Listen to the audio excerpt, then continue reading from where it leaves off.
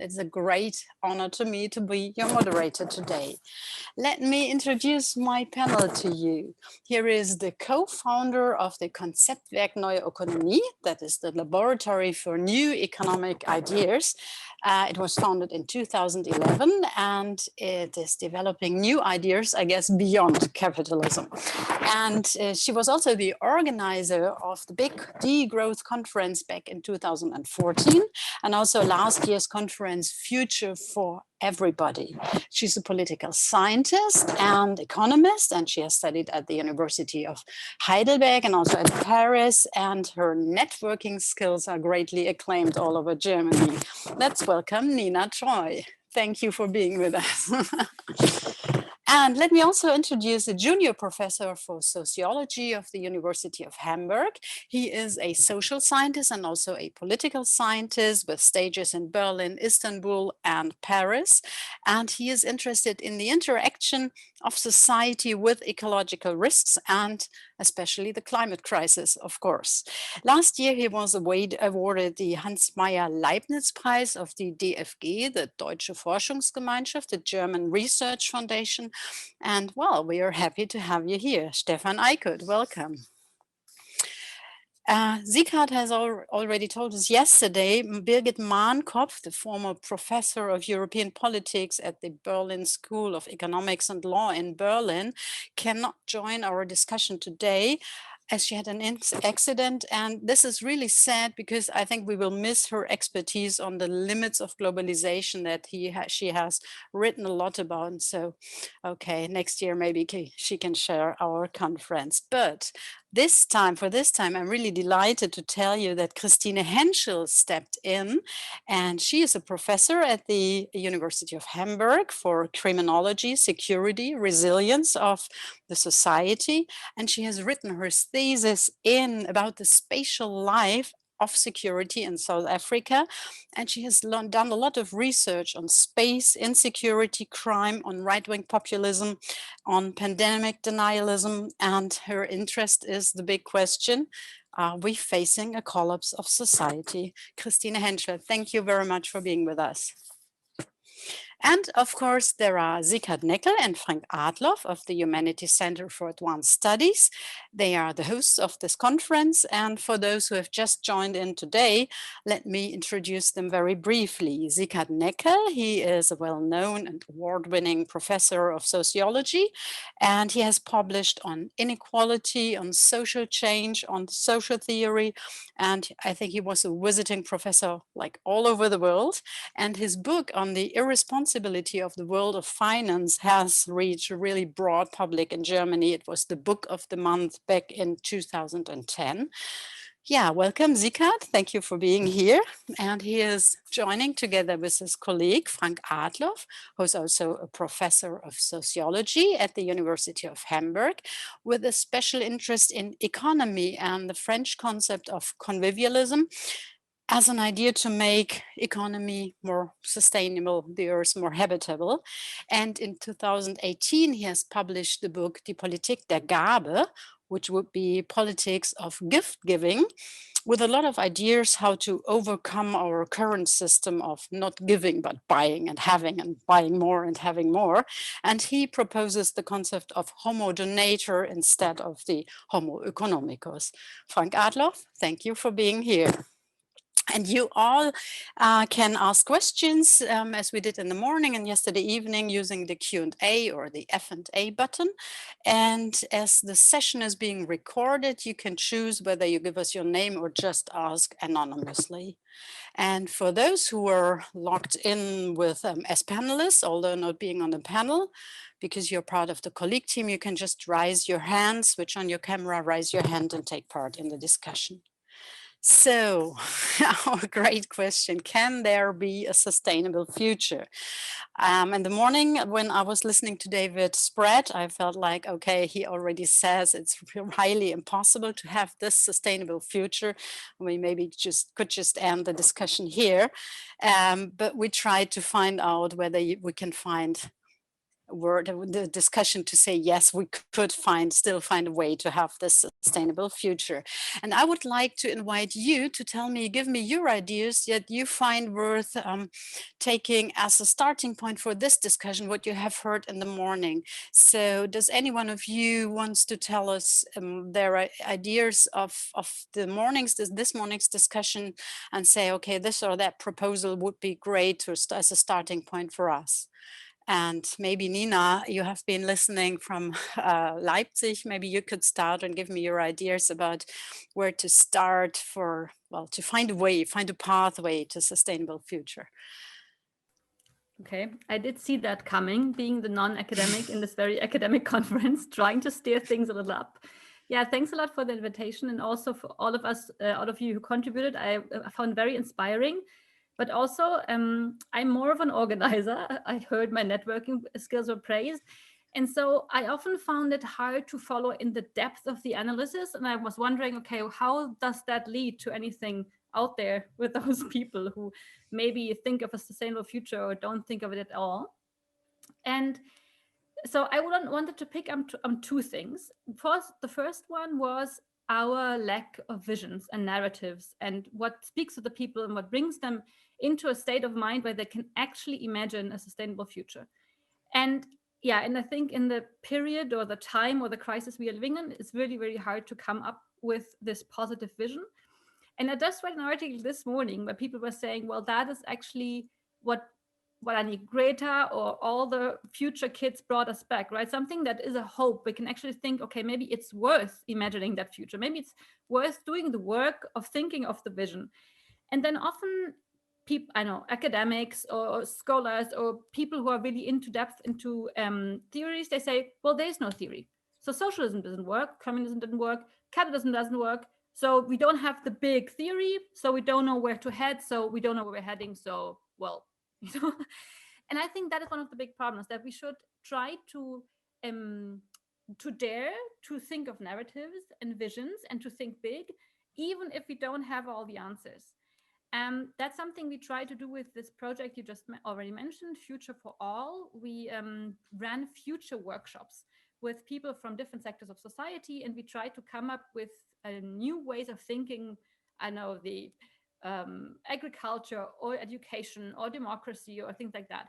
And we didn't come up with the new Marxist theory of the state, which I guess a lot of people are looking for, but we came up with a lot of solutions. And I think what was very important in those future workshops was that people actually said, hey, this helped me.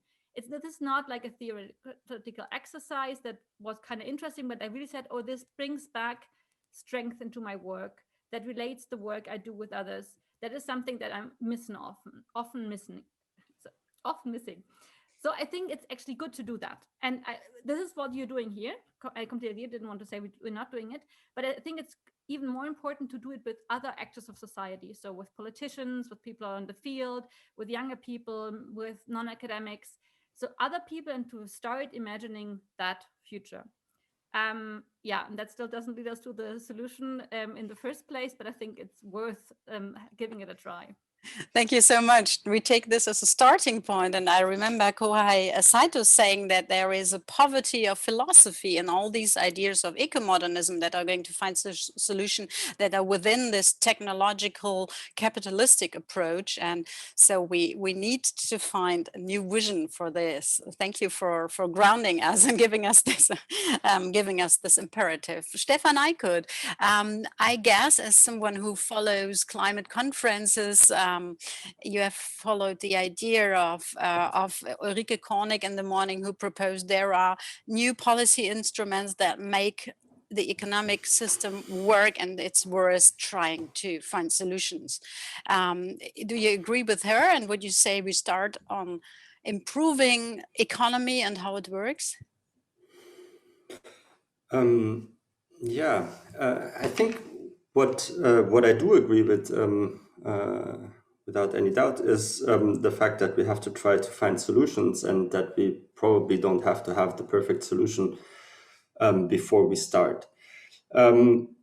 on the details, we can discuss a lot. What I thought was interesting in this morning's talks and also in her talk, but there was even a question in the session, was actually the complete absence of sustainability as a concept, which kind of made me think why was there so little talk actually about sustainability. And for me, really, sustainability conveys, if you want, a mental model that rests on balancing different goals, different types of things. So there's this well-known sustainability triangle, for example, environmental protection, social equity, economic growth. And somehow Ulrike's talk was probably the closest to this in what she called searching a sweet spot between these different goals. Somehow the impression that most of the talks gave me was that this is perhaps a mindset and a mental model that might have worked in the post-war years or at the beginning of the environmental movement, but isn't one of the things that we can take from this conference, that we are actually no longer in a situation to being able to balance these different things, but that we have to really change the mental model and prioritize, really say what is the most important things and which things come second, third, fourth, etc. And not try to enter the discussion with this sustainability model, at least in this Brundtland type of sustainability model, where we have the triangle and we have to search a sweet spot between these different goals. So what I took from this conference was that probably we really have to rethink this model, and we probably have to go beyond. And one of the things, one of the options to go beyond was really this notion of habitability that was mentioned by Chakrabarti, but there are lots of others, of course, but this was really for me one of the takeaways.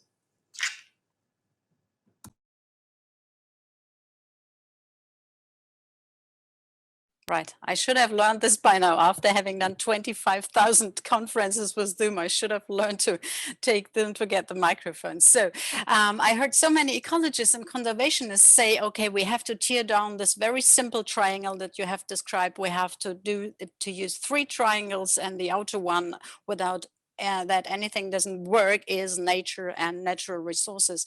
So I think it's a lot of people rethinking this idea. And I think Frank and Sighard, you have to answer to this conception of sustainability in this old-fashioned triangle way is worth using anymore. But before, I'd like to ask Christina to add her ideas as someone being really interested in collapsology. I guess you have been following to David's spread in the morning with a lot of feeling of agreement. Are you able, after this talk, are you able to join a conference looking for a sustainable future with all this expertise in collapsology and dark thinking? Okay, thank you so much. So let me start with David then and his thoughts, his dark outline on what is awaiting us. So let me start differently. I was thinking over the past month, and I was also giving a seminar and discussing a lot with my students on what good thinking of collapse may do us if we really want to take the climate crisis seriously, and maybe that we need this detour around the collapse to imagine how bad things really are already and will be, in order to push us and bring the necessary seriousness to the table. But then I also realized this morning when listening to David and then also to Ulrike, that to just tell how bad things are and give us lots of numbers and percentages, and this won't change anybody's mind. I don't think so, and I don't think that ignorance is the problem. So there's a lot of frustration in the literature that I find quite interesting about this gap between what we know about how bad things are and what we are ready to believe or invest in, right? And that gap, I think we need to think about that. And there I agree with Nina that we should think about imaginaries and do the affective investment, imaginary investment, and that becomes interesting, because we can't simply just paint catastrophic images, and we can't simply just paint beautiful utopias. We also need to tell the stories how people got there, how people did the work, and what they learned from their experiments. I believe something like that. But surely ignorance alone is not the problem. We know quite a lot. And here I find Catalonian philosopher Marina Garcés really interesting. She says that something like, we know everything, but we cannot do anything. And with all the knowledge of the world, we are only like able to break or to accelerate our fall into the abyss. And I find this really quite touching, and I want to get at this gap. So yeah, so in that sense, no, I didn't agree so much with David actually in his approach. Okay, so let's see. We have like half an hour for our conclusion. I think we have with Nina, we have someone who has a lot of expertise in enabling people to overcome this feeling of not being able to do anything about the problem. So, but let's see. But before Frank and Sighard, I don't know actually who wants to start of you, but we have to explore whether the concept of sustainability has been misused or defined too narrow to be a starting point for finding a solution of a sustainable future. Who wants to start? Yeah, maybe. Okay, Frank. Yeah. In a second, I will come back to your question, Tanja. But what struck me most was yesterday and today that there was this issue of urgency on the one hand. David was very clear about that we don't have any time left for a kind of transformation of our economy and CO2 emissions and so on. But we see that social change is so slow. And for me, one consequence would be that we have to take seriously the possibility of a societal collapse. So as you already mentioned, the collapsology of some French thinkers, and we have to take note of that it is a possibility, and that is also a task for sociology, that we should consider the possibility that there is no gradual social change anymore, but there will be a huge transformation going on. In which direction ever, we don't know yet. And that is also related to the thing that we should not pretend that we really could keep the level of 1.5 or 2 degrees in this century. It seems to be really impossible. And if we accept this fact, that has certain consequences, and that has consequences for our understanding of sustainability. We have still this talk about sustainability, and we as sociologists are looking at discourses in society talking about sustainability. But if we step aside and ask ourselves, is sustainability really a suitable concept? I would have to say no. We are already living in a post-sustainable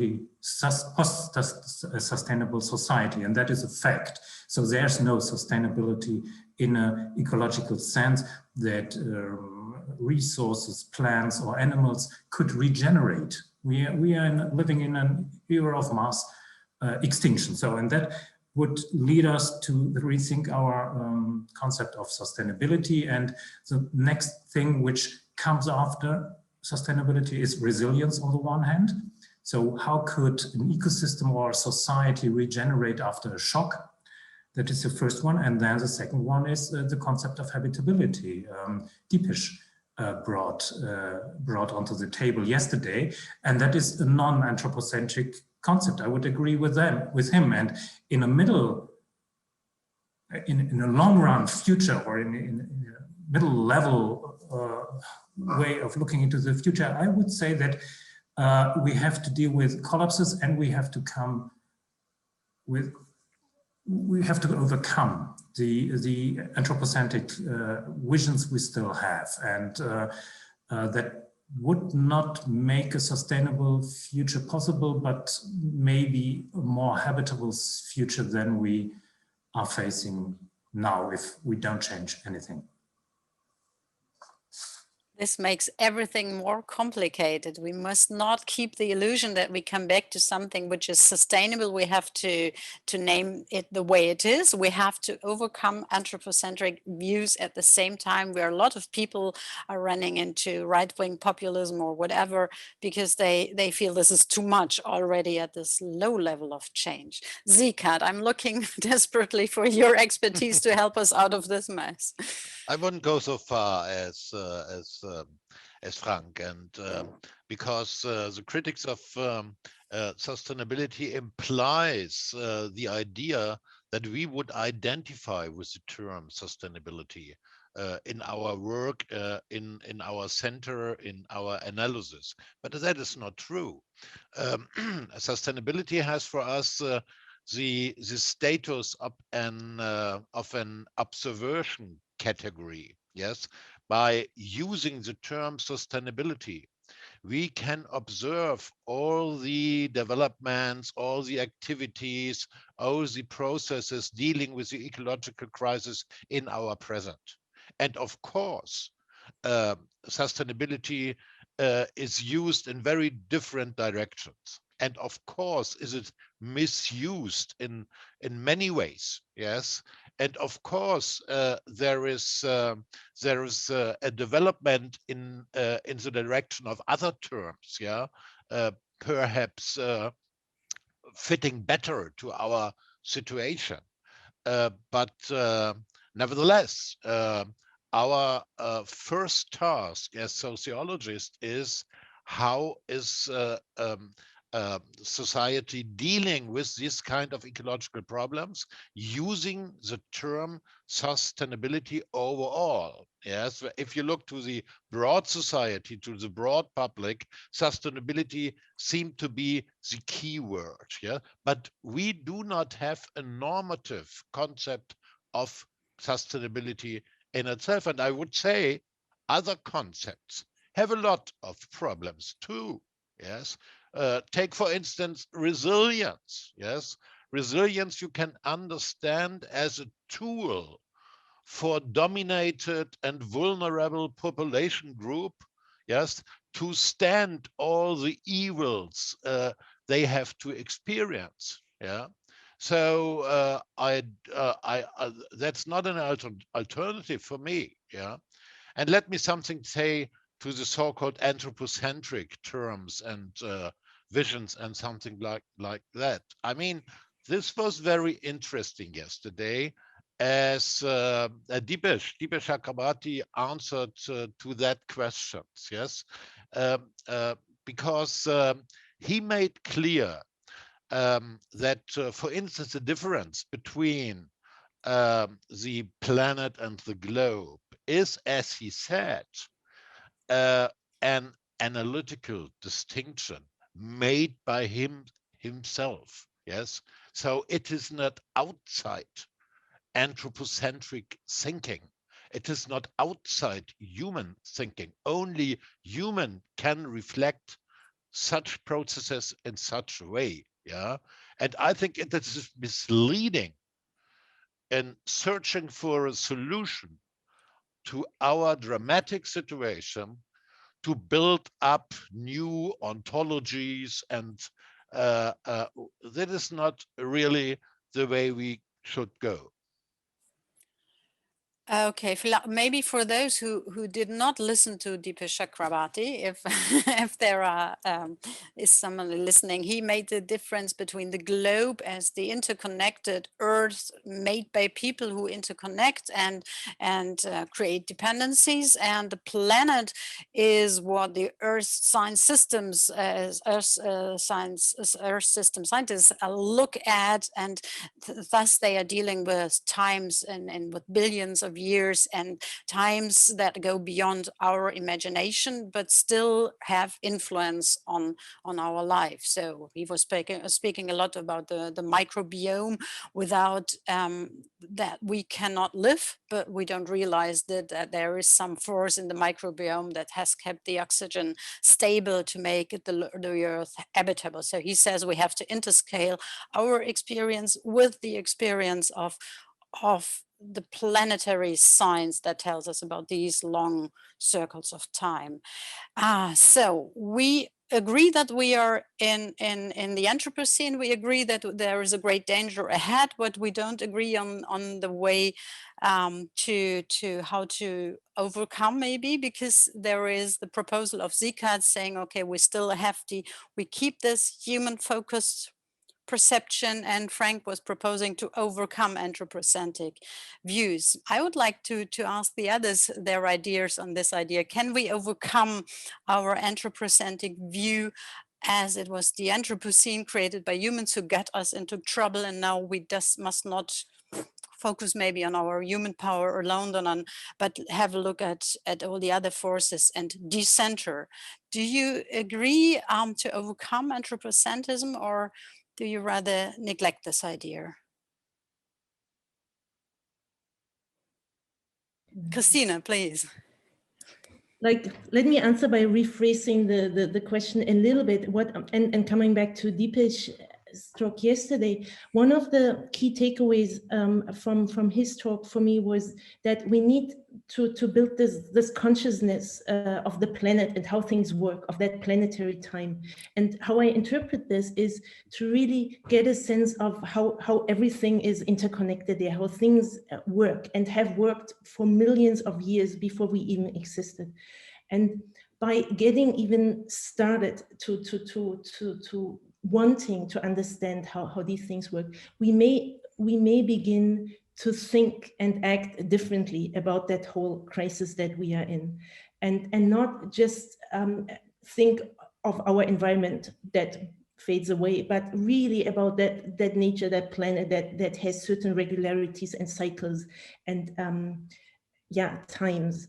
And so in that sense, we must make a step further away from us. But I don't care so much about how you want to phrase this, whether this is beyond or what, but perhaps to bring in one thought by philosopher Eva von Redeker, who has done this beautiful work on the destruction of life and movements against such destruction.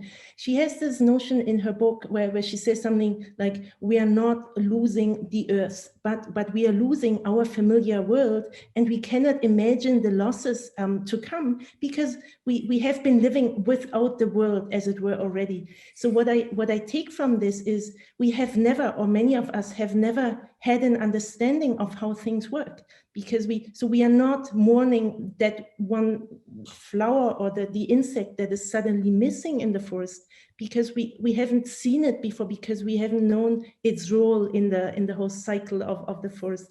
So by getting to know how things work, we may even be able to be touched by what we are losing. So kind of an answer. So we must maybe, okay, Nina wants to add, please.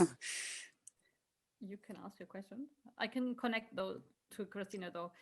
I completely agree. I think there is something, some beauty in there as well, right? We would need to try to discover our connection with the planet and the other species. In that, we will also discover solutions to the problems we have, and we will also discover more reasons to act differently. And Tanja, you asked earlier on how we can create spaces, or how can we enable utopian thinking. And I would like to give an example that connects very good to the talk of Deepesh and what Christina just said. So for the last couple of years, climate camps in Germany have been growing all over Europe and other places of the world as well. So places where people come together and take some climate justice action. And we established some degrowth summer schools in those places, and we did some degrowth teaching there. And it was really interesting because a lot of people said, hey, this totally changed my mind. It's so different to learn in a setting where actually there is like compost toilets, and I have to do parental care work, and food is not always available. And if it's really, really hot, then it's really hot. And if it's raining, it's really raining. And it's not like we're in our university building all the time, and it's just, nature somewhere else and conditions are somewhere else. And I think Deepesh said that very clearly, right? That the modern technology, modern state is connected to the urban. And in the urban, we have a completely different understanding of the world as if we lived on the countryside. And Christina, you said earlier, well, we know a lot. So it's like, it's not that we need to learn about the collapse, But I don't think there is this we. I think people have very, very different knowledges. And I think it's not without reason that Deepesh, as a man of color, had a very different understanding and brought us a different understanding than most of the white academics that are in here. And I think women have a totally different understanding of the economy than men do. And so if you say we know a lot, I think there's a very different understanding of what the crises are. And that is also one of the problems that clashes in society. If young people say we need to save the planet, and other people, older men say we have to save our working spaces, right? Workplaces. So I think the knowledge we have and how to apply it into our lives is very different. That brings me to my first point again. I think we need to try to bridge with dialogue those gaps and try to combine struggles. And that means the academic and the struggle of understanding, but also the practical struggle people have somewhere else. And that would also open us new ways of understanding, in the sense we just talked about nature opening other ways of understanding.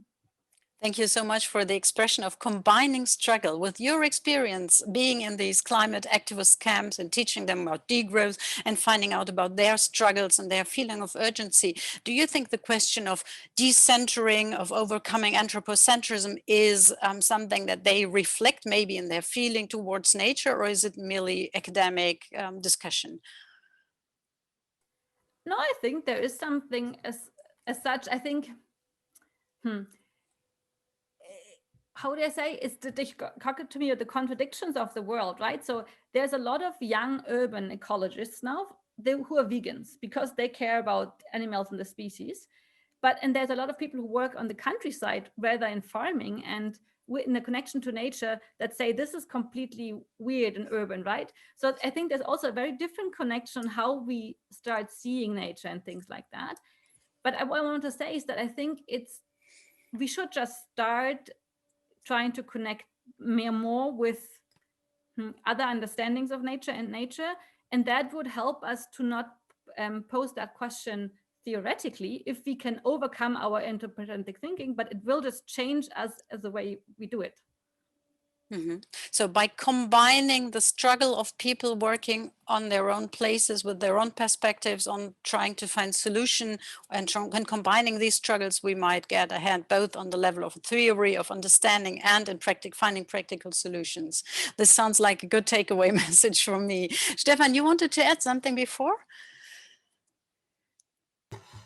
Yeah, I think that's a really fascinating discussion, and quite complementary also to the talks that we had,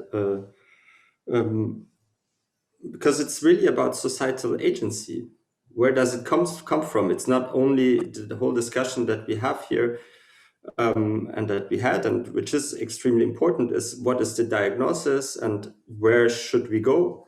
But there's also the question of how does society, or how do societal actors get into motion? Where does this motion come from, and how can it be then perhaps increased, etc.? Because there was one thing that David Spratt said that I thought was fascinating when he said we are living in a parallel physical universe. So we're doing as if these limits didn't matter, which of course is true. Somehow I also feel like when we are talking in social science terms and by listening to some things, we are also living in parallel societal universes, as if we could just change society like this and we could get to an end state that we imagine. But really what I think is important, and there, for example, social movement research is very important in that regard, is to really look at where are the emergent forces of change that are already existing. And it's not only about the state and carbon markets, but also about really where are the practices that are perhaps prefiguring what a sustainable or resilient or whatever society could look like. And so this is really, I think, a very fascinating field of both for activism and for research that we should continue focusing on. We have to overcome parallel universes, that's for sure, by combining struggles and getting people together to find solutions. Frank and Sighard, both of them want to talk, and I would like to maybe to ask them the concept of the Humanities Center, Zukunft der Nachhaltigkeit, Futures of Sustainability, was to describe three different possible pathways. Modernization, which could be eco-modernization, which could be fixing the problems with technology, and then there is transformation, which is maybe what Nina Treu is working on together with a lot of people who are moved by the problems. And then there's also this way of control, of like locking people in when there is danger, and being more dictator of sustainability than a democratic leader. So there are, maybe you can introduce also these pathways and tell us which one, after having heard all these discussions today and yesterday, could lead us out of the crisis. Frank, you can start. Yeah, I wanted to react to what Nina and Stefan said, but I will also react to your question, Tanja. So we have these three trajectories: modernization, transformation, control, and in a very ideal, typical way, you could put some of the things we heard yesterday and today into these categories. Like modernization would be, we need another kind of a CO2 price, another carbon pricing, and would be a market solution. And yeah, as a short-term measure, I would say, yeah, we need that, definitely. And then David came into the discussion and said, no, that's not enough. We really need more regulation, regulatory measures. We need a state of an emergency. A state has to come that is able to declare a state of emergency, and that is related to the control path. And now we were talking about civil society activities. Nina described some of them, and that is related to our transformation path. And what I originally wanted to say as a reaction to Nina and Stefan was that it might be interesting, and I think that was missing in our discussions today, how we can relate these different sectors to each other. For example, we didn't talk so much about democracy. It came up in Giacomo Dalisa's notion that he is on the side of common sense in a Gramsci sense. And that he was arguing against this Malm idea of new Leninism. And I'm totally on Giacomo's side, that we have to think about the question, how can we become, let me put it again, like how can we become more sustainable without giving up our democratic ideals? And for example, the civil society activity can be put more into the center of society, can be connected more clearly to political questions and to the state. Think, for example, of the developments in France last year. Macron set up a convention, a citizen convention on climate, and there were 150 citizens randomly chosen and elected, and they came up after some deliberations under the severe conditions of the corona pandemic as well. They met up firstly in presence, then virtually, and came up with very, very concrete ideas how France can become CO2 neutral according to social justice criteria. So it was a reaction to the Yellow Vest movement, and the Yellow Vest movement was in a way, it was perceived as a movement against environmental policies, but actually you could see how the preferences of ordinary people transformed via a deliberative approach. They came together and had to experiment with different perspectives, had to think about future possibilities, and came up with very creative ideas, and leaving behind older versions of what they thought their interests are. And that is, I think, a very, very important approach, how to combine the vitality, the experimental quality of civil society with more institutional approaches within politics.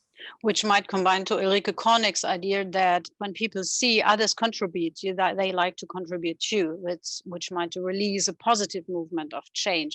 So there are Christine and Sighard who want to talk at the same time, but Sighard's question or remarks are older, but then we come most definitely back to this kind of how can we engage society with all the experience of denialism that we are facing right now. But Sighard, please.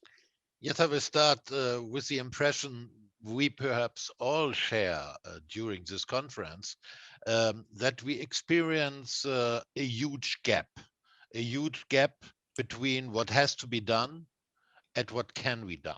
Yeah, and we have to think about how to build a bridge about this gap. And this is a background of my considering, coming back to your question, Tanja, about our distinction between modernization, transformation, and control, that we, I think, indeed need all of them and have to take all these three development paths at the same time. Yes. We need modernization because we cannot simply do without technological innovations if we want significantly reduce emissions within the next years. And you should take into account that is very unlikely to get off, to rid of capitalism within the next decade. So it could be reasonable to make use of some economic mechanisms that Ulrike Kornick proposed to let cost calculations work for reducing emissions. Yes. Of course, this is not enough, yes, but social change and a type of social change we want, yeah. So a voluntary social change, yes, a social change by design. Most social changes in history, sociologists dealt with, were unintended. Yes, unintended consequences of social processes. Now we have the point that we want a special social change in a special direction.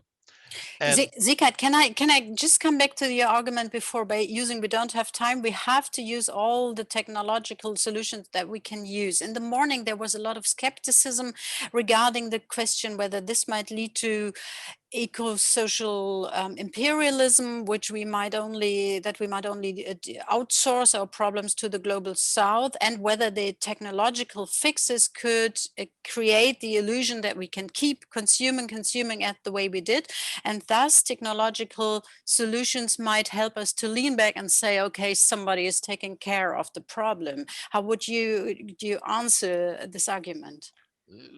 There might be a risk in this concept, but on the other hand, you have a lot of proposals for a cooperation between countries of the global north and of the global south in order to seek new technological solutions, for instance, in respect of the energy system. Yeah. There's a plan. There was outlined a plan, yeah, of a cooperation, for instance, between European countries and all the countries of the Sahara Sahel zone and North Africa to build up large sun power parks. Yes. Which is not in advance as only an advantage for the European countries, but could strengthen the economy in North Africa, for instance. Yeah. So there are alternatives thinkable, and we have outlines, we have plans about this. It is our task to realize it. Thank you. So let's go back to the question of the changes of society, so taking into account that we don't miss all the opportunities that new technologies could help us with, taking into account what the risks might be. But Christina, you wanted to add something to the question of societal change, because at the same time we perceive what Nina Treu described as there is a lot of movement of people who want to change something, and on the other hand we are facing, you have been following the corona denialists movements, demonstrations in the city, and of those people who have very, what we say irrational reactions toward this change. And this is what I was covering as a journalist, the protest of the farmers who, when for the first time in the German politics, there was a decision to protect insects, to reduce the nitrate in the water, etc. The farmers didn't say, okay, let's find a way how to do that. But a lot of them get this feeling of we are going to be the victims of this change, and they turn towards a very denialistic attitude and saying no to this proposed change. So how do you see society in this moment? Watching these very fast movements to both sides, to saying no to climate change, denialism, etc., and also to finding solutions, restarting to work in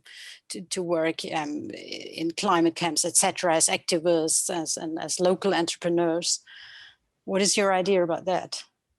Okay, thank you. You made the question much more complicated now. Sorry.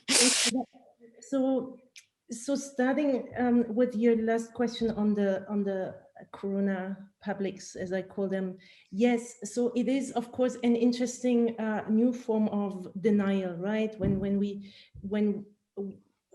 we're facing climate change denial, this is now a new movement that also says, well, this either stretches, right? So either this pandemic is not a real threat, but in any case claiming, well, we are not vulnerable, we don't need these measures, the state should go home, we are strong.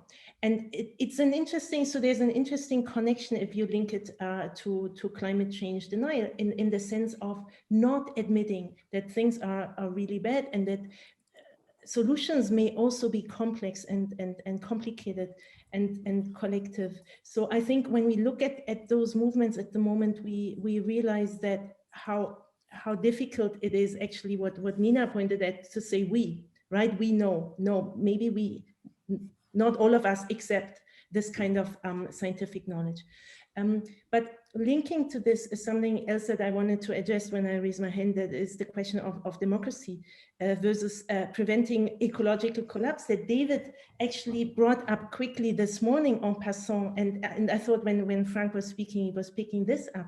But I want to bring this in because David apparently brought this debate up a little bit, that we may have to sacrifice democracy, at least for a little bit, in order to prevent ecological collapse. And I think we should be super careful with that because it is already used as this argument against measures of transformation. And I think we should rather use this crisis and this emerging awareness about this crisis as a chance to bring more people in, to win them over, to have public debates about possible solutions, but also about justice, climate justice, about ethics, about possibilities to transform. And since Frank was mentioning France, there's also this initiative about ecocide, right, that comes from France to punish actions that cause serious harm to the environment. I mean, so this is not abolishing democracy to simply say, well, you can't kill a human being, you can't destroy property, so you also can't destroy nature. So there's still a bit of leeway that we can cover under the frame of democracy without any problem without any threat to lose democracy. Thank you so much for bringing this up. And you're right, this is exactly what denialists of Corona say. You are leading us into a dictatorship, great reset. All this talk reveals the skepticism of what is being done at the moment. So Nina, I would like to pass this to you and combine this with a question by Oliver Graf, who asked us if imagining the future does not work in the way of coming up with a perfect, elaborate alternative to capitalism, which we obviously don't have ready. Then he says we probably need smaller entities, smaller elements that we try to project into the future. And how do you consider the potential of these concepts of infrastructure? And I know there's a lot of going on in terms of agriculture, like solidarity agriculture, people who are saying we don't care about the global markets, we just do it ourselves. So is this also enabling people to find solutions and maybe enabling them to speak for their communities? Is this the future of a democratic way of finding solutions to our questions? Yeah, I think that's at the heart of the question, right? How could this new economic system that is sustainable look like? One first sentence to the sustainability and the how did John Grishke say the possible impossibility of sustainable development. What we do know is that the system we have now, fossil capitalism, does not work. So yeah, there is a possibility of no development and the end of civilization, right? We heard that a couple of times, but I would say the only path we have could be with sustainable development, and we have to find out if it works or not, and we will find out. Yeah, so this is the whole thing about the design or disaster, right? We have to try, and otherwise there will be a disaster. About the economic question, so what I said in the beginning, that in Future for All, we were looking for solutions, and we don't have the political economic theory that builds it all up. But we have something that connects very nicely to what Giacomo D'Alisa said earlier. So we said, well, there needs to be some provisioning by the state of basic infrastructure. The state doesn't necessarily have to be the federal state. It could also be the local state or local community, right? We could try to see, couldn't be the most of the health system or most of the educational infrastructure or something like that, not maybe not the curriculum, but the infrastructure itself not be run more by the communities. So there is the part of the state. And then in our idea, there was still a part of the market, but it was a market which is part of the economy for the common good. So it's not totally abolished, but it's totally limited. It's only if it's fair, democratic, ecological, etc. And on the third part, there is this constructions of what Giacomo called the commons, what you now mentioned with solidarity, agriculture, and all this kind of things. Yeah, I think where we need to build up structures, and that nicely connects with what we discussed earlier about resilience, right? I think David and then also in the other talks we pointed out that we don't have concepts of a failure of all of our chains of trade and also of the state. And for now, our economy is so interconnected that, yeah, it might be that actually we don't have food security any longer in countries such as Germany, just because international trade doesn't work anymore. So building up on a small scale level would also connect to this need for resilience. And yeah, I highly doubt that the changes we are facing in the coming years and decades are going to be as in order as Germans like it to have. And I think it's going to be quite chaotic, to be honest. And that connects to what Sighard said about we need modernization and transformation and control. I don't agree with that. I actually also, I'm kind of a little confused because I thought there was like different paths, and I don't see how control can come in with modernization and that with transformation. But I think all these attempts will be put into place. So for example, in Germany, if you have a black and green government, they will totally try to push for modernization. And all the right-wing populists, they're trying for control. And the left should be somewhere in the transformational path, but it's not very powerful for the moment. But all these paths, there's going to be a big struggle about them in the coming years, right? And I think we'll have elements of everything, like investment in green energies and then failing states at some other part. And it won't be able that we plan this out neatly, I fear. But this is how we used to do it, right? This is like we do some plans, or maybe not plans, and we just do market incentives or whatever. But yeah, I don't think it will be like that.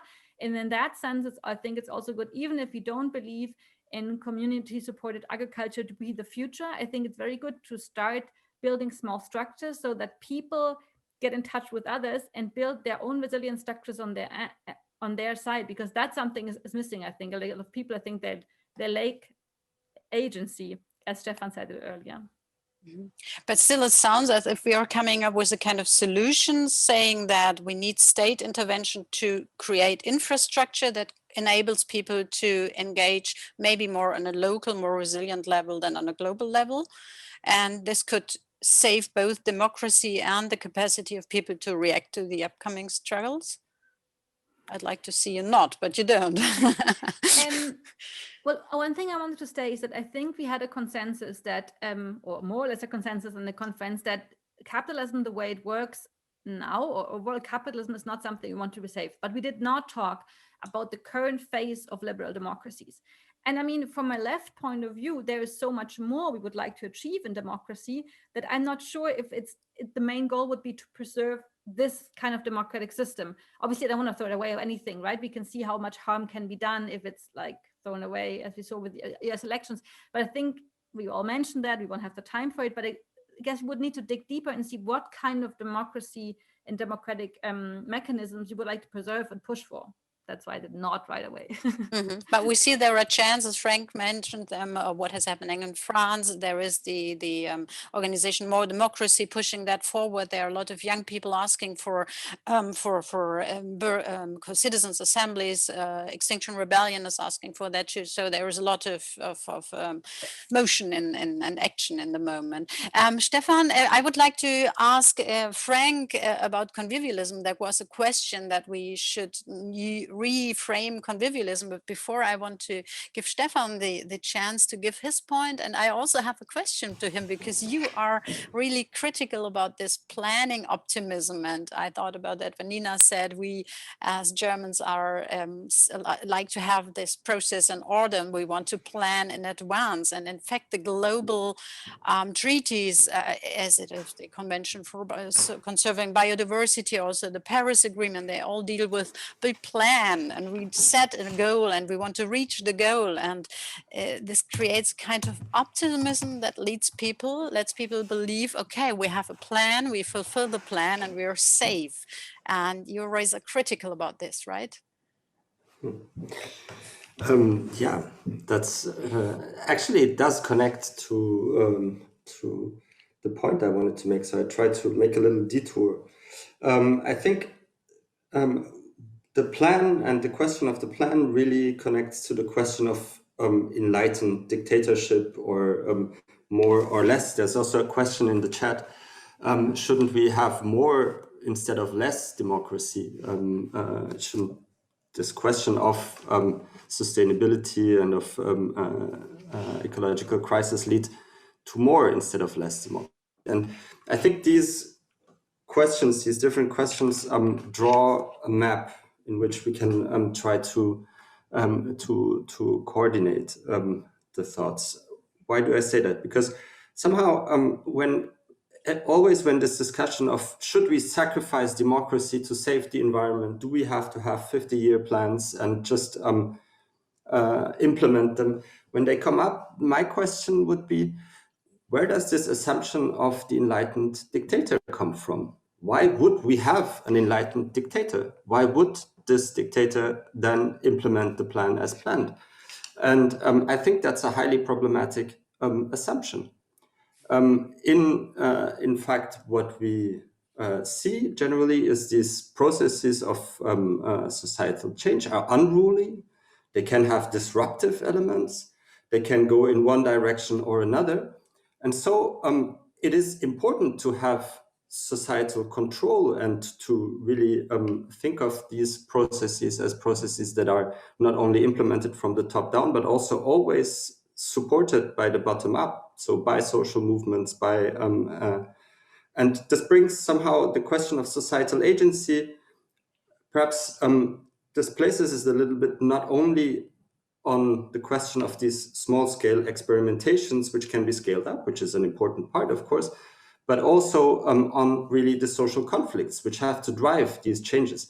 We wouldn't be, to say it differently, in the situation of talking about decarbonization in Germany today if we wouldn't have had Fridays for Future in 2019. So this was really important. And of course, it is important that the state then reacts and that we have a law on decarbonization and that there is a plan is important. But this plan will not be implemented if there is not societal agency that pushes policymakers to implement it and to implement it at every step. So somehow it is vital to have a state that can implement things, but it is equally and even more important to have a society that forces policymakers to implement these changes.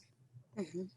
To me, this seems very interesting, that very important that the society has still to have the belief that the state is doing what they want, has to have a certain trust in the power of the state to implement, for example, decarbonization, and not just have as a lot of people in the streets right now say, okay, they want to cheat us anyway, we don't believe. So to have this society moving the state, there needs to be a mutual confidence that they have power, I think. So, but there is Giacomo D'Alisa who wants to intervene very briefly, and of course we invite him to switch on the camera. Giacomo, thank you. Thank you very much. Sorry if I intervene. Hi, Nina. Nice to see you. I think Frank, Stefan, and Nina said something very important about the political configuration of the transformation, state agency and function, and I want to perhaps clarify a little bit what is my position that is in line with what they were saying. The first point that I want to remark is that we are in Europe, but in other parts of the world too, we are living in a state of emergency, actually. And I have written a blog entry about emergencyocracy, criticizing some of the claims from environmentalist camp to the risk of having a thinking of an autocratic and state. And this is what we should avoid, even in the name of the environmentalism, okay? This was my critique of some of the way in which is argumented by also climate activists, the state of emergency, for example. I think this is very risky, and after all this long experience of a state emergency that is creating consensus about authoritarian process, no, to make decision about the virus in this moment, but can be for environmental crisis, I think it's very problematic, and we should clarify that the way in which we think about political authority, democracy, state agency is in a way that try to avoid this authoritarian drift that is very probable that will happen. So we need to struggle every day. Above all, for example, I am the state, no? I am a public professor in a university. So the way in which the university works and create culture is also a process of create consent about the future of education. So I think we should permeate all the way in which the state articulate its intervention in our life and try to democratize, commonize the process of its activation. This is our, I think, our way to avoid state Leninism in the name of environmental issue. Sorry. I can see Nina is very, is agreeing very much with what you say. And of course, it gives us a good confidence in the process if we say we enable people to take part, and you are part of the state too, not someone else very anonymously, very far. Frank, there was a question for you from Robert van Krieken, and he says, coming back to the question of sustainability or habitability, do you have to rethink convivialism, and is sustainability, if it's no longer a realistic goal, do you have to talk about habitable convivialism rather than sustainable convivialism? And well, okay, do you have to rethink this concept? Maybe you could add your idea of convivialism to us on our way of finding a solution, Frank. Yeah. Thank you, Robert, and hi, Robert.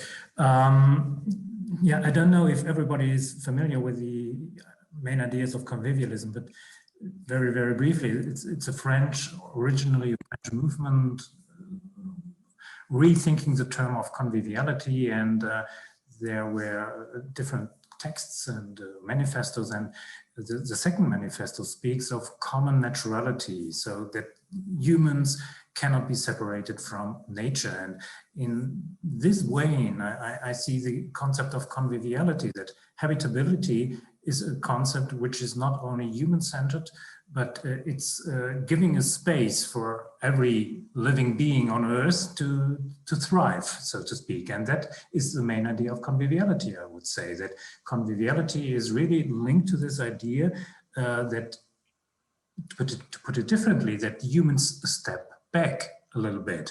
So we were talking about techno-fixes and technological solutions. And I think that within these realm of ideas, what you can find is still a certain version of human hubris, that you really believe that you are a master of the world, that you can master processes, and that you can intervene into the Earth system and steer it. And this kind of hubris is criticized by convivialism, and habitability would be a term to motivate us, to let other beings do what they can do, let the plants grow and produce CO2, not CO2, O2, of course, oxygen.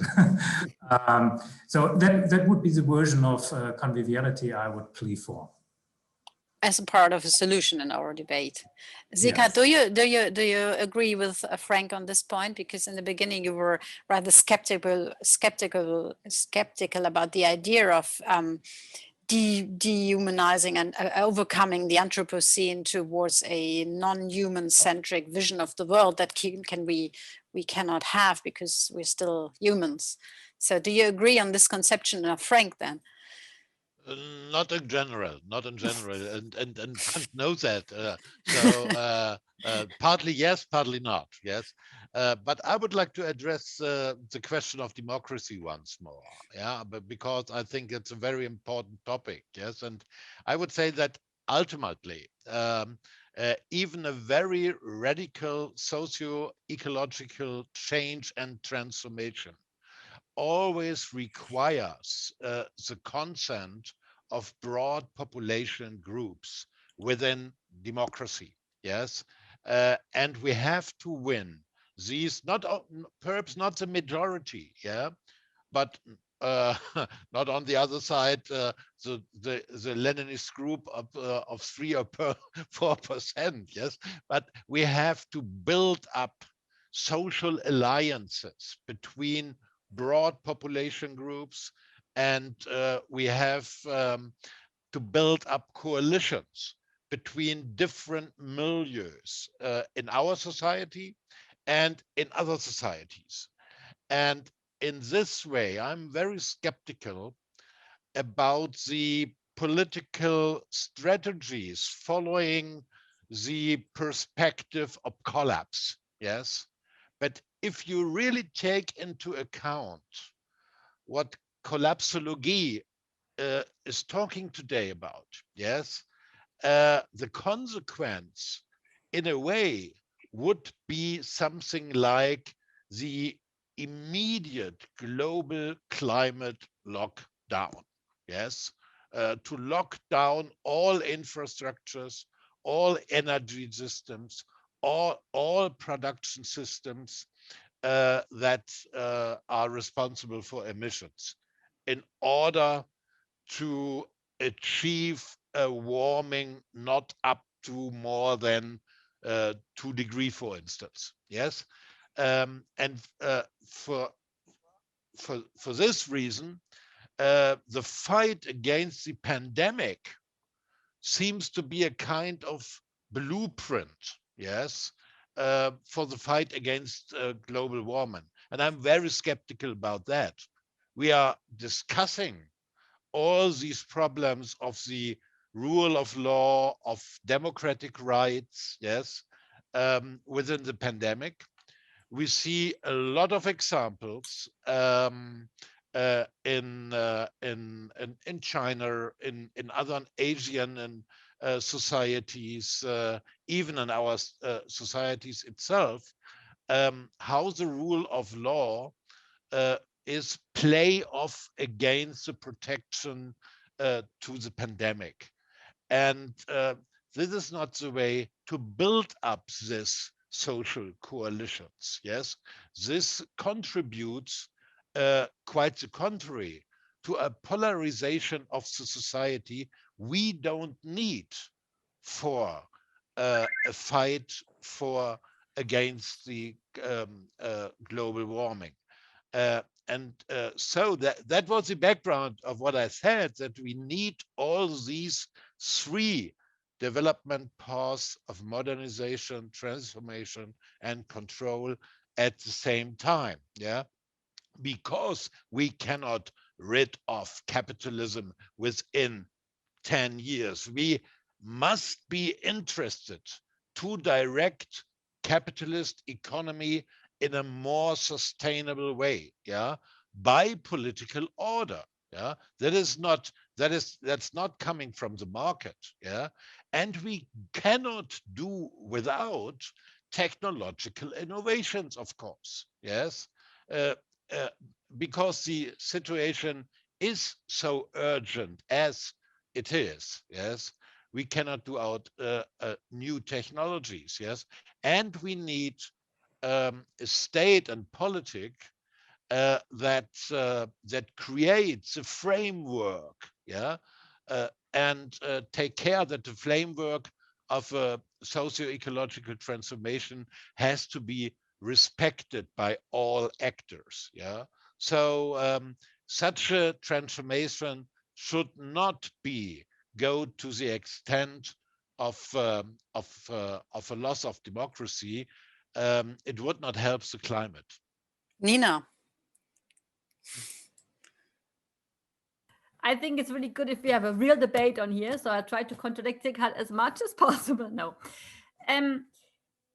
So I think the very interesting point that is also highly discussed in the pandemic now is what the lockdown is for. And the lockdown is not for most of the economy.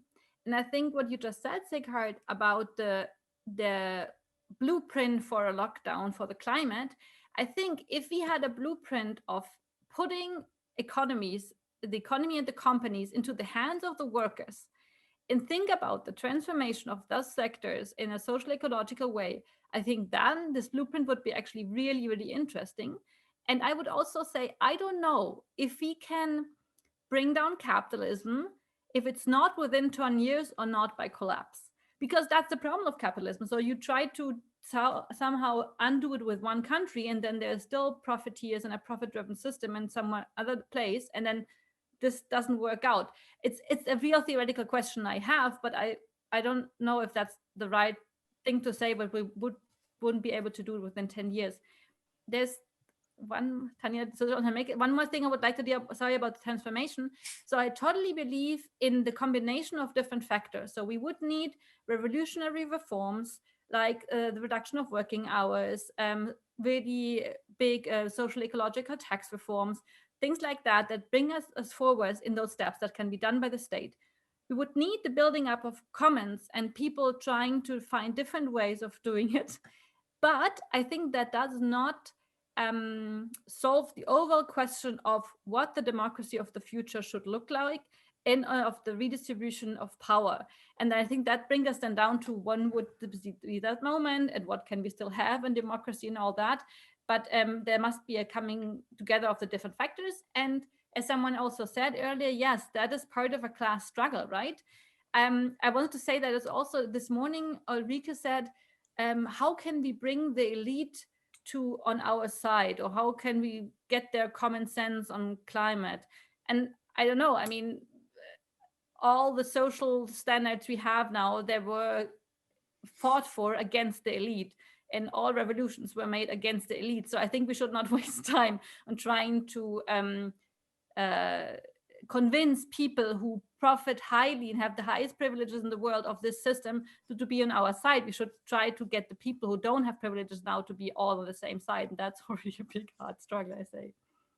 Christina's smiling. You don't believe in this critical view on the elites. Let's think about the remark of, I think it was Robert van Krieken also, who said the South African elites, they knew their system was going to end. Still, they enjoyed it as long as they could.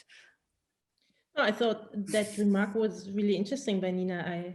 I don't think it is not true also, but although I think it's always worth trying to tease out the good in even the big money makers, those who win with green solutions. Why not encourage them to do their business so that it contributes to the things that must be achieved. But I was also wondering about, like, perhaps some confusing different notions of collapse here. I think the collapsology literature, if we want to call them like that, they it is not so much a solution that they are suggesting. I think they more want to bring us into imagining certain scenarios and really taking collapse of civilization and even extinction seriously as something that may happen in our lifetimes, if we continue even a reformed business as usual path. And so most of their effort is about making this point. What if we took this seriously? What if we took this to heart, really, and believe? How do we plan then? If we really imagine that this pandemic is not the big exception, but one of many, many big crises that are coming now and that are like the new normal. And then it becomes interesting because they are not saying, okay, like doomsday prepper attitude, let's learn to shoot, let's build a bunker, let's buy land in New Zealand or on whatever planet. But so they are arguing, like people like Jem Bendel also, they are arguing, let's find collective solutions. Resilience must not be understood in this individualist way, but really a debate about the norms and the values that we cherish and that we must keep and what we must get rid of, etc. So I believe it is more a gesture, and I don't see them wanting collapse. But there is both at the right and at the left, of course, a yearning for different versions of collapse, right? At the right wing, we have like the fantasies about day X and all those horrible things of where democracy ends and civil war begins, etc. We are not interested in that here. But there's also a strand of thought in the radical left that says, well, certain things must finish before we can build new things. And there perhaps it connects to what Nina is suggesting. Yeah. But it's important to take this into account that on the right, on the left, there are this kind of extreme thinking is spreading through social media and is trying to grasp all groups in society that are in a very severe situation now. So it's important that you mentioned it, Christina. It's not our way of looking for a solution, but there are people who spend their time on social media thinking about these ideas. So we are running into our last 15 minutes, and I try to add some questions that we maybe collectively can answer. There was, in the very beginning, someone asked, it is important to overcome the gap between the knowledge about climate crisis and all the other crises and action, but how? How can we transform theoretical solutions into social change? And I think we have tried to find answers to these questions during our talk, but still, maybe we can add some. And then there is Josh Grigsby asking, there is also a gap in how we discuss the gap. For instance, hunting and gathering is the only form of social organization that has a track record of both ecological sustainability and social equality. What if it is only the only form of social organization delivering both sustainability and equality. And I think I might add that maybe hunters and gatherers in Australia have eliminated all the big predators. So maybe not even hunting and gathering is sustainable. Do we have a solution to this very, very limiting question? And then there is Arthur. I think there's contradiction about this Australian theory. That's how I was laughing. Okay. Okay. Okay, then let's try to find, at least leave us be hunters and gatherers and survive like this. So the next question is by Arthur B, who asks, when we are asking who is the subject of change, wouldn't it be time to think and act in classes again? Nina already said, yes, we might do so. And Christina said, yes, but don't demonize other classes. So talk of Capitalocene instead of Anthropocene. Do we need this word? And this would need, I think, 2 more hours to answer that. So, and another start, why not start a new deal, also by Arthur B. So I think we have 10 minutes left for questions for 2 days or more, weeks maybe, but who has his final conclusions and ideas maybe to close the gap between the theory and how to reach the people? And what if hunting and gathering is the only way we can survive with big mammals in Australia or without?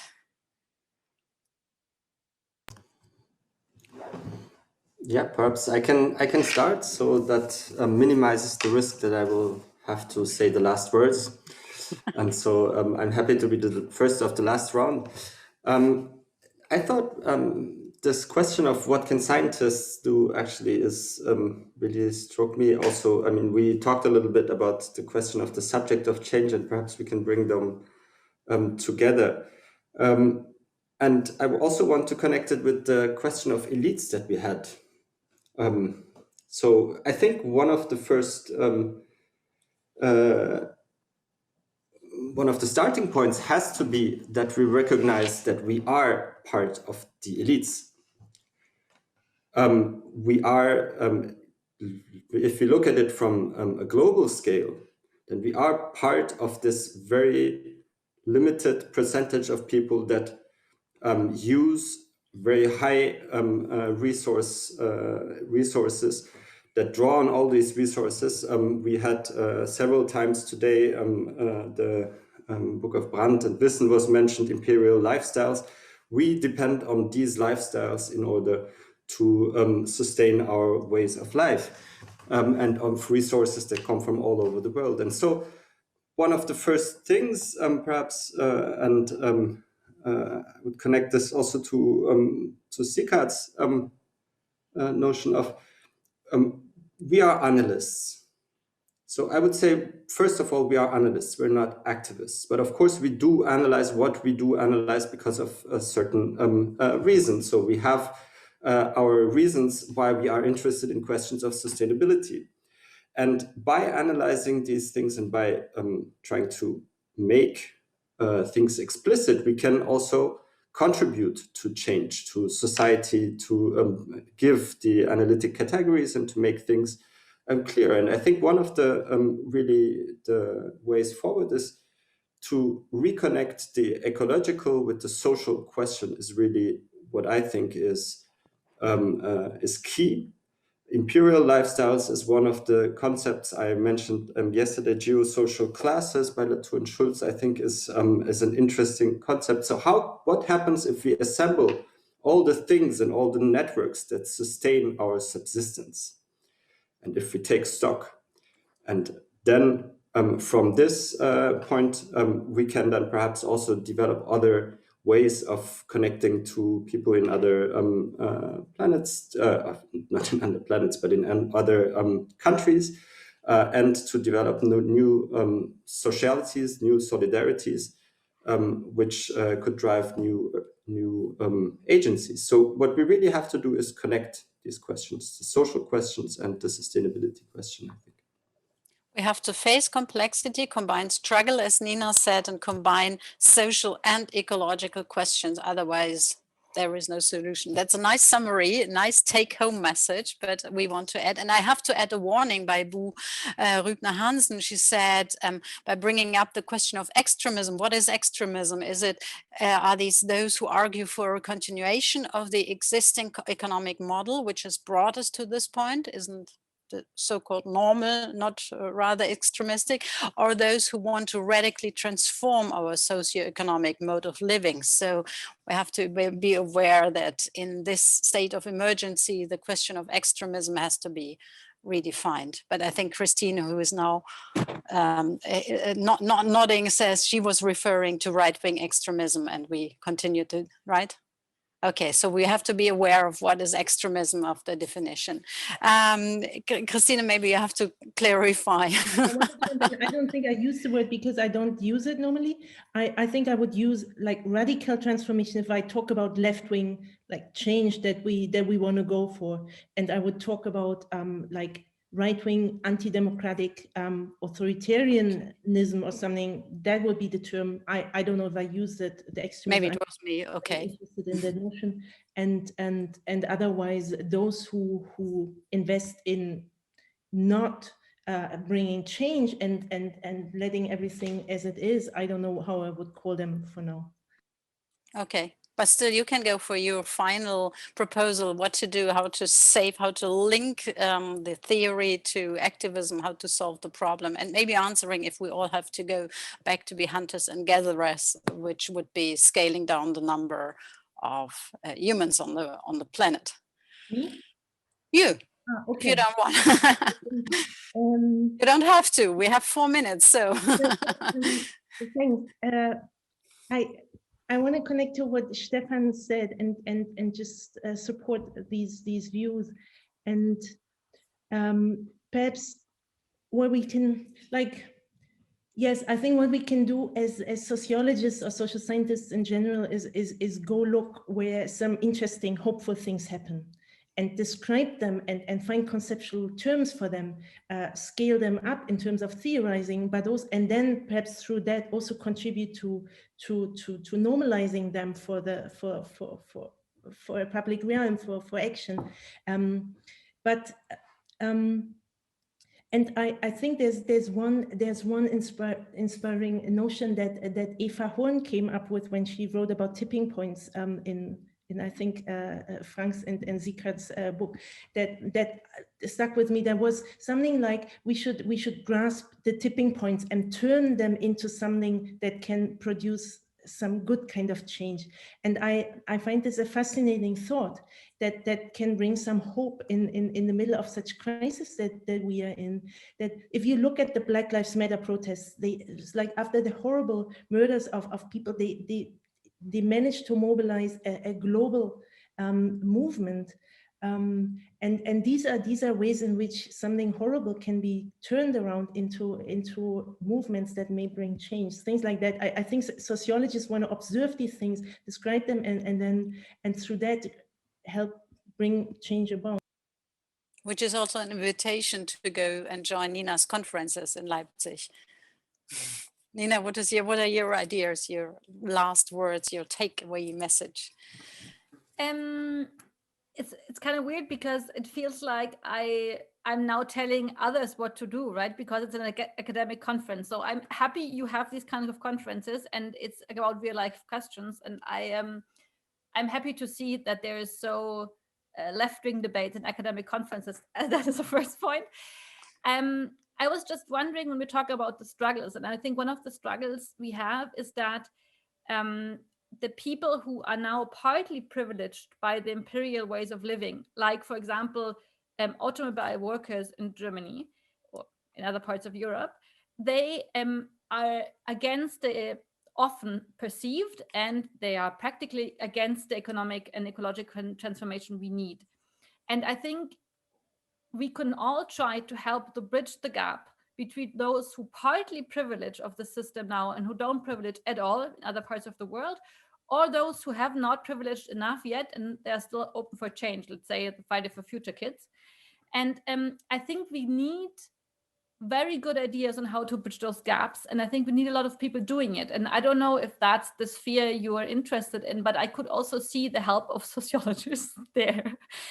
And yeah, and otherwise, I hope we all continue bridging the gaps between different spheres and milieus and struggles and find a way that we go exploring and not just see collapsing. Thank you. I follow your wishes. Frank. Yeah, I'd like to follow up on what Stefan said. He was talking about new solidarities and maybe other form of collectives. And if we trace that idea back, for example, to Bruno Latour, who came up with ideas of a parliament of nature or so 20 years ago, which at that point in time sounded rather weird. I think we are now living in a situation that we have to take that very, very seriously, also as sociologists, to have a look at new forms of solidarity. Who are the ones who are connected to other living entities, non-human entities, and what kind of solidarity is there going on? And maybe taking into account the political or juridical side of all these questions would also mean that we should focus on another relationship to nature. And Tanja, you know, we are currently editing a book on the loss of biodiversity, and if the idea of giving a right to nature could be a solution. So if we change something in our political and juridical circumstances, like giving non-human entities a say in the political process or giving them a say at court, that would change a lot, and that would mean building up new collectives. So maybe the tasks of sociologists could also be to see more than human actors. So we are not only living in a society, but in a collective. Thank you so much, Frank. Sighard, you are going to close the conference as the one who also invited us, but do you want to finish on this, want to add a take-home message on this level of collecting ideas and spreading them in the audience? Okay, let me start. Let me try it. Yes, I think that we really live in a dangerous situation. And I really think that we have to act very quickly and very efficiently. And at the beginning of the pandemic last year, I proposed in a newspaper that we need, in order to fight against the pandemic, we need a kind of infrastructure socialism. We need to transform the most important infrastructure in energy, mobility systems, health systems, and so on, into a common good in order to direct these structures in the direction of the protection of the ecosystem and of the protection of the human wealth. Yes, and I think the same is true for the climate crisis. One step could be, and this is what we really could done, yes, to give pressure on the political system to transform our infrastructure into a common good. It is up to us as citizens to put pressure on the political system to do this. We need, because the situation is so urgent as it is, we need the transformation, the change of very big systems, infrastructure systems, in a very short time, and we have all the political tools to fight for it and to succeed. And that's my take-home messages. Okay. Thank you, Sighard. I like the idea very much because there was this warning to humanity, mostly science by scientists, by natural scientists. And there was also a second notice with 10,000 of scientists saying, okay, we have to rethink our relationship with nature. So if you now start a third notice warning to humanity by social scientists, this would be a great global movement on a planetary scale. So thank you to all of you for taking part in this discussion. Our time is over already 5 minutes ago. I was supposed to close this discussion, and I thank you all very much for listening, for contributing. I'm sorry if I didn't make it to answer all the questions, and I invite you to have a look at our YouTube channel, which is Futures of Sustainability. There you can find all the contributions, and you're also invited to check the homepage of the EDFG-Kolleg, which is in German. It's www.Zukünfte-Nachhaltigkeit. It should be in the chat for all those who are not fluent in German, and there is the English version of the website too. And I hope to see you again in post-corona times without a screen between us, and to have a real discussion with all of you. So thank you so much for listening. Thank you to Nina and Christine, and to Frank and Sighard and Stefan. And now I pass my virtual microphone over to Sighard to close the door and close the conference and, well, tell us what to do. Thank you, Sighard. Okay. At the end of the conference, I will not be able to summarize all the insights and discussions, and I think everybody participating in this conference will be full of thoughts, yes, during the next days about our discussions, talks and lectures. But I would like to thank everyone involved in this conference for their contributions, especially our speakers and our keynote speaker. They all did an excellent job of giving us new insights into the difficult question whether there can be a sustainable future or not. We would also like to thank the audience during these 2 days who made for a very lively discussion. And last but not least, we would like to thank all the members of the team of our Humanities Center who chaired the panels, who were responsible for the organization of the conference, or who prepared the topics of this conference. This was very excellent. So we look at our center forward to our next events. One next event will be a so-called theme week on the topic of capitalism and sustainability at the beginning of May with Jason Moore as keynote speaker. So we are looking forward to this coming event and hope that you all will join us again. Today we all say goodbye here from Hamburg. Stay healthy, and above all, stay optimistic and confident. Bye bye. Moin moin aus Hamburg.